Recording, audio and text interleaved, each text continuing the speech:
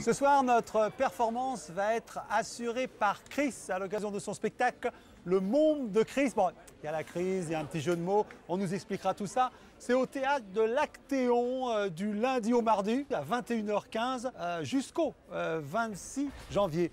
Chris, bonsoir. Bonsoir Daniel. Alors, j'ai mis le badge parce que vous étiez menaçant alors que je le porte, au sujet de ce nouveau géant du rire ou pas. Et alors, pour ceux qui ne sauraient pas où est ce théâtre et qui auraient du mal, moi non plus. J'ai un petit texte. J'ai un petit texte, puisque vous me l'avez fourni. Alors, si tu as échappé à la grippe, à la crise, à la médiocrité de l'équipe de France de football, si tu n'as pas survécu au cinéma français, à la musique indienne, au ballet japonais, si tu parviens à trouver le théâtre de l'Actéon dans le 11e, même moi, je me suis paumé pour y aller, et si tu as résisté à tout ça, alors viens voir le monde de Chris, le stand-up, mais assis. C'est donc un sit-down.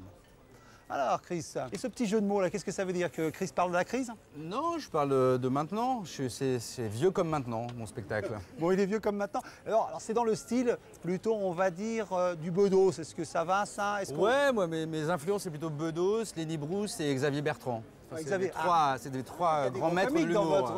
Avec Jean-François Copé aussi, qui est quand même très drôle. En concurrence. Ouais, voilà. En concurrence. Bon, alors donc je vois que la galerie de portrait. Alors, comme on ne vous connaît pas encore très bien, voyons votre parcours. C'est très simple. Cours Florent, comme tout le monde. Cours Florent, acteur, ça marche pas du tout. Oui.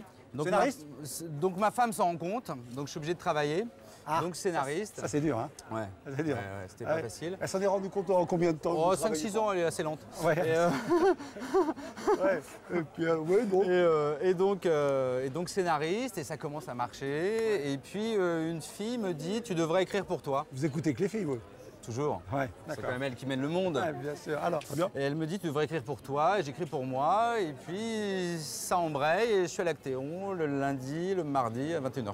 Voilà, ça embraye. Comment on choisit aujourd'hui? Parce qu'il y a ce fameux stand-up, vous n'avez pas l'air d'aimer ça, quoi. C'est un petit peu si, moi j'aime bien, mais je ne sais pas le faire. Voilà. Je ne sais pas le faire, les thèmes ne m'intéressent pas. Ouais. Le Vélib, le portable, le kilo de shit et la meuf, ça ne m'intéresse pas. Ouais. Moi, ce qui m'intéresse, c'était plutôt la politique, et surtout la politique politicienne, enfin tout ça, tout m'intéresse.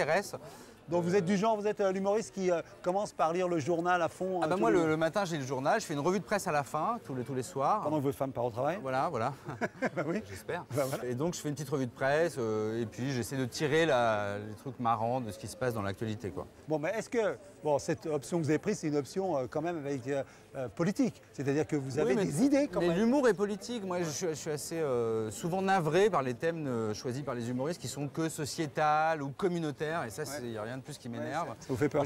Ouais, ça fait un peu peur. Ouais. Je veux surtout parler à tout le monde de ce qui nous touche tous, donc la politique, donc le vivre ensemble, la citoyenneté, et voilà. Bon, mais le dernier truc qui vous a fait marrer, là, complètement? L'affaire Polanski, ça me fait assez rire, par exemple. Sur quel mode? Qu'est-ce qui vous fait rire? Sur quel mode?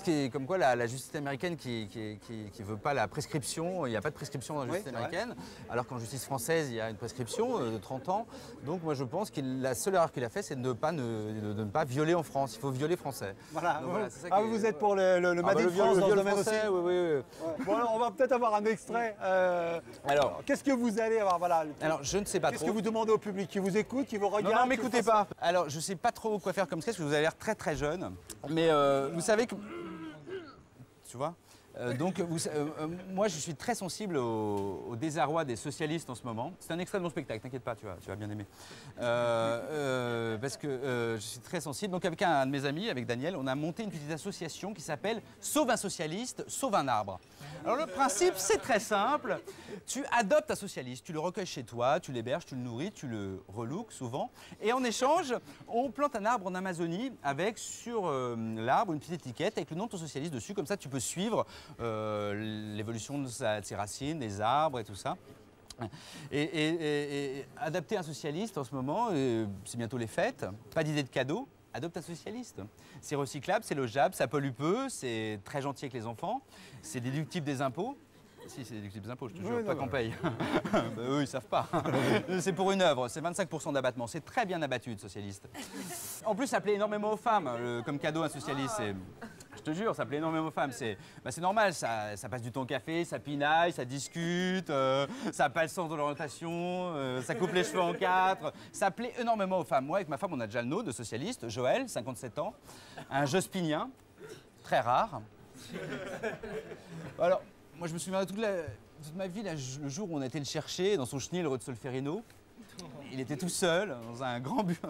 T'as plus de 35 ans, toi. Il était tout seul dans son grand bureau vide avec son chien RTT à ses pieds. Il collait des enveloppes pour les militants. Non, il s'est retourné vers nous avec ses yeux remplis de souffrancitude. Il avait un vieux tract chiffonné de Ségolène à la main. En fait, c'est lui qui nous a choisis. Ma femme a eu peur au début, elle n'en avait jamais vu. Mais non, on a organisé une grande fête quand on l'a ramené à la maison pour lui présenter ses nouveaux grands-parents, ses nouveaux parents, ses nouveaux cousins.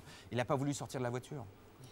Faut dire, il voyait plus grand monde au PS, il avait peur. Non, il est mignon le soir, il m'amène Libé, le Nouvel Obs, avec ses petites papates pour qu'on discute, parce qu'il adore discuter. Hein. Bon, le soir, il me fait un peu ces vieux trucs de gauche. Ouais, on a fait les 35 heures, on a fait... Non. Je dis, oh, mollo, Joël, hein.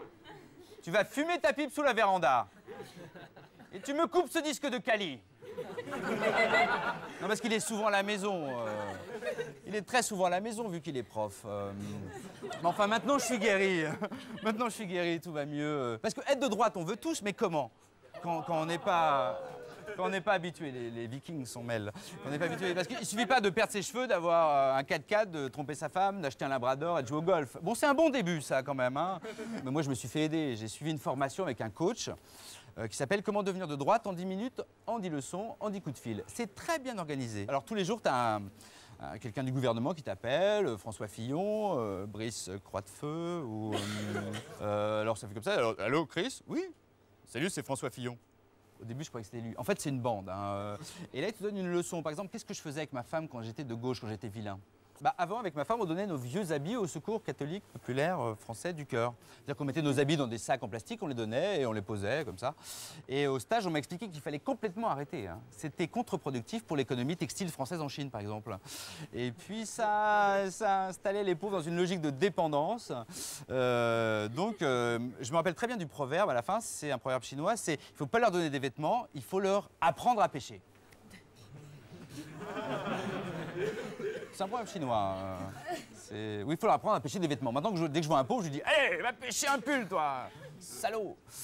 Voilà, si vous voulez voir la suite, à l'Actéon, à 21h15, le lundi et le mardi. Bravo, merci. Merci, Chris.